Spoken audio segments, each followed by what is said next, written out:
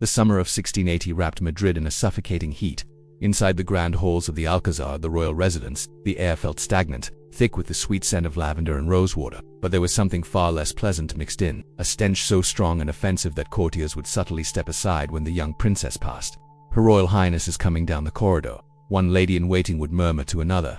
In an almost automatic gesture, they would spritz the air with floral water, but the effect was almost useless. At just 19, Princess Margarita Teresa, daughter of King Philip IV of Spain and niece to her own mother, Mariana of Austria, carried with her an odor so strong it overpowered even the finest perfumes in court. It was said to resemble rotting fish and damp mildew, a scent that clung to her no matter how many times she bathed or what concoctions the perfumers devised. The smell always returned.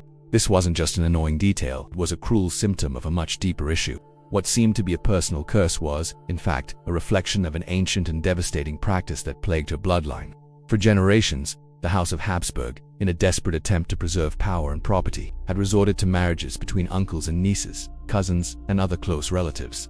The royal bloodline was carefully kept pure, but at a tremendous cost, one that now revealed itself in such a humiliating and painful way. Don Diego Velázquez, the court painter, watched from afar as Margarita Teresa passed. His eyes, now aged and wise, had witnessed the transformation of this family over decades.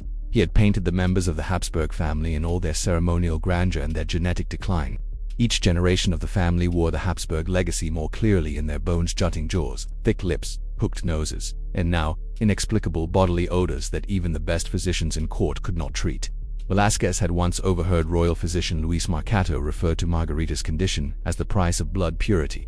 The phrase echoed in his memory. Back in 1605, Mercato had penned a treatise Morbis Hereditarius warning of the dangers of inbreeding, but his cautions had gone unheard. The Spanish crown, determined to keep its legacy uncontaminated, continued marrying within the family. And the genetic tragedy of the princess was just the reflection of centuries of irresponsible decisions. The Spanish royal family, in its relentless pursuit of power and stability, had created a dynasty marked by blindness to its own genetic flaws. For centuries, the practice of marriages between close relatives, a tradition imposed by political logic, was carried to the extreme. For the Habsburgs, preserving the purity of blood was more important than the warnings of doctors and scientists of the time. King Philip IV's reign was mired in a succession crisis, and the preservation of the royal bloodline became the obsession of generations. Marriages between uncles and nieces, cousins, and cousins were seen as a way to keep lands and power within the family. But what seemed to be a guarantee of continuity was, in fact, slowly destroying the health of the dynasty. The effects of these unions began to reveal themselves in an increasingly cruel and uncontrollable manner. Princess Margarita Teresa was not the only one suffering the consequences of inbreeding. Her brother, Carlos II, the heir to the throne, also paid a high price. The family deformity was reflected in their fragile and sickly bodies marked by jaw malformations, a condition that made speaking and eating extremely difficult. Carlos's inability to produce a healthy heir was already a clear reflection of genetic failure. He, who was supposed to be the future of the Spanish Empire, was seen by many as an incapable being, unable to meet the demands of his position. Numerous doctors over the years tried to treat the royal family members, but no remedy was effective. It was as though the fate of the Habsburg house was inevitable. With the genetic curse deepening, and the legacy of inbreeding striking generation after generation, relentlessly. When Princess Margarita Teresa was seen by the courtiers, the pain and suffering of her existence were palpable. Her condition was a reflection of the collapse of a lineage that, for so many years, had cared more about power than the well-being of its own members. The fatal scent that accompanied her was merely a symbol of the imminent death of a dynasty that had neglected science and biology in the name of politics and blood purity. Don Diego Velázquez, the renowned court painter, was a privileged witness to the devastating changes affecting the Spanish royal family. His eyes, trained to capture the grandeur, decay, and humanity of his subjects, had accurately recorded the physical collapse of the Habsburg dynasty. He not only painted members of the court but immortalized them in their vulnerabilities, capturing for posterity the price of blood purity that, with each generation, became more visible. In his most famous work, Las Meninas, Velázquez presents Princess Margarita Teresa, already marked by the genetic deterioration of the family. However, what was not visible on the canvas were the challenges and suffering she endured in her daily life. The genetic distortions affecting the princess, as well as the deformities of her brother, Carlos II, were seen by Velázquez as a direct reflection of the kingdom's obsession with blood purity. The painter knew that royalty, with its grand appearance, masked an underlying tragedy. The princess's face, though beautified by makeup and luxurious attire, could not hide the sadness of a youth interrupted, of a future stolen by genetics.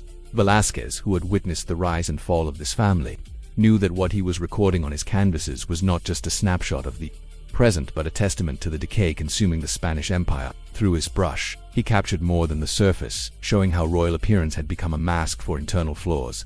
He, more than anyone, understood the profound irony. The most powerful dynasty in Europe, which had made blood purity its foundation, was disintegrating because of that very obsession.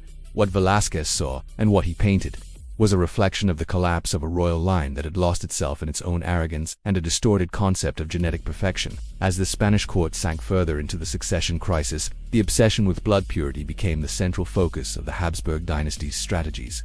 This relentless pursuit of a pure lineage, free from external influences, led to a series of marriages between close relatives, exacerbating genetic flaws and making them more and more visible. The concept of an untainted bloodline, untouched by contamination from outside, became a banner for royalty, but one that concealed a devastating cost. The obsession with blood heritage meant that the health of the royal family members, and even their ability to rule, became secondary. Children were born with physical and mental deformities, and Princess Margarita Teresa's health was merely a reflection of a much bigger problem. The empire was being undermined by political choices that placed lineage above biology. King Philip IV, despite seeing the deterioration of his children, remained faithful to this tradition, believing that preserving the royal bloodline was a matter of honor and power.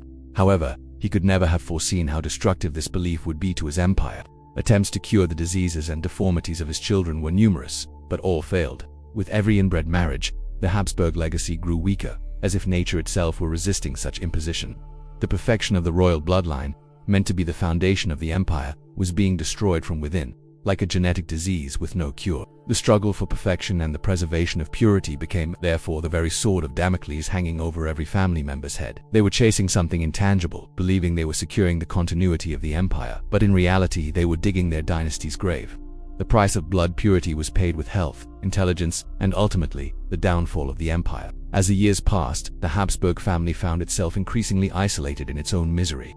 The inbred marriages, in their attempt to preserve power, became the dynasty's greatest curse. The appearance of grandeur at the royal court now concealed a much darker reality: incurable diseases, physical and mental deformities, and an irreparable inability to maintain the empire with the strength the vast kingdom required. King Carlos II, heir to Philip IV and a direct descendant of a long line of close relative marriages, was the last to bear the burden of this doomed bloodline. At just 12 years old, Carlos already displayed symptoms of a debilitating condition, which would make him one of the most tragic monarchs in history. His speech was distorted, his jaw malformed, and his body frail and sickly. Each passing day he seemed more a shadow than the future of Spain. The empire, once the largest in Europe, was now on the brink of collapse. Genetic diseases, caused by the relentless practice of inbreeding, spread through the royal family like a plague, and the hopes for a strong, healthy bloodline were tragically replaced by a succession of death and suffering. The court was filled with doctors and specialists, all desperately trying to save what seemed irreparable, but for Carlos II, there was no cure. He was the last victim of his family's obsession with blood purity. Carlos II's failure to produce a healthy heir sealed the dynasty's fate. As he struggled to maintain the throne and the dignity of his bloodline, courtiers and ministers were already looking to the future with grim awareness that the end of an era was near. The empire that once ruled vast lands was now about to fall into foreign hands, while the last Habsburg succumbed to the diseases caused by his family's very genetic obsession. In 1700, what remained of the grandeur of the Habsburg dynasty crumbled tragically and inevitably. Carlos II, the last heir of the Habsburg line in Spain, died at the age of 39, a victim of a lifetime of diseases and physical limitations that had made him incapable of ruling or leaving an heir. His body, frail and corrupted, was a reflection of the decay that had accumulated over generations. When doctors performed a rare autopsy on Carlos's body, what they found went beyond the darkest expectations. The heart, the size of a pea, and the rotting lungs were just some of the gruesome details indicating total bodily failure. His internal organs were in a state of decomposition, and the only evidence of a remaining testicle, darkened and shrunken, pointed to a genetic hormonal condition that had been ignored for generations. The empire that had once dominated the world for centuries was now in ruins because of an error that had been repeated with no consideration for the consequences. With Carlos II's death, Spain was left without a direct heir. The Spanish throne was then contested by various European houses, with France, represented by the Bourbon family, ultimately winning. Louis XIV's son, Philip of Anjou, became the new king of Spain, beginning the Bourbon dynasty. But what cannot be forgotten is that the Spanish Empire did not fall due to invasions or wars, but because of a fatal error in an outdated and dangerous family policy, the relentless pursuit of blood purity. The tragedy of the Habsburg family was not only the end of a dynasty but a warning to all of Europe. What seemed to be an attempt to preserve power by keeping royal blood untainted ended up destroying the very foundation upon which that power was built.